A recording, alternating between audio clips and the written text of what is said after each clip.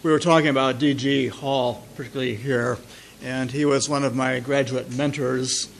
One of my great accomplishments was have his approval then of what I was doing in the process, as well as that senior group who were the first Southeast Asianists coming out of the 1950s and 60s in the post-colonial era, and the importance of their work as a summation of things that had been done largely by the individual colonial countries, the French, the British, and otherwise, and began to bring this thing together as we do.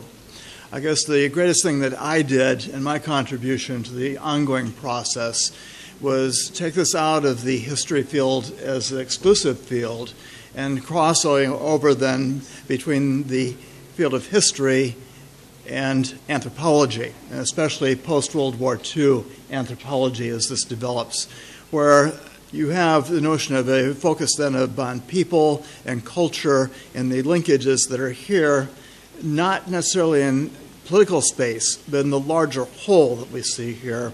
And most of what I've done is try to emphasize then the integration that we see, not just in Southeast Asia proper, but looking at coming off the Indian Ocean and extending this now as the new history is coming about into the wider Indian Ocean realm. And as I stress in this case, the extended Indian Ocean, because in my work I also include in my discussion the South China Sea that we're looking at here. And there are reasons for this in terms of connectivities and society and other things that will go with this. My job today is to focus upon largely, again, the Bay of Bengal, and I will do that. Let me say that I have a joint degree because my dissertation was on the South Indian Cholas. And my work since that time has really kind of gone much beyond than that dissertation, just because that's what I was doing at that time working with. But I was also doing a crossover into the area of Southeast Asia and blending the two together.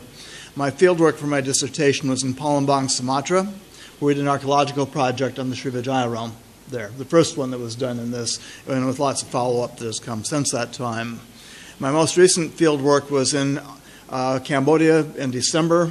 We were doing an archaeological project in northeast Cambodia with lots of new material that's come out of that dig, and most of it is a consequence of new technologies that are available to us, specifically satellite technology here. And we're using LIDAR, which is a satellite-controlled system, infrared and all these things that can penetrate through trees and leaves and identify hot spots relative to sighting in this. And as opposed to my earlier archaeological work that was sort of hit or miss and kind of gut feeling that is here, we can nail these places specifically now with the LIDAR technology. And our dig site that we did then in Cambodia in December, we were a winner in every place we did this with some really spectacular results that are coming out of this. And work that especially is important, not only in terms of environmental issues that we haven't really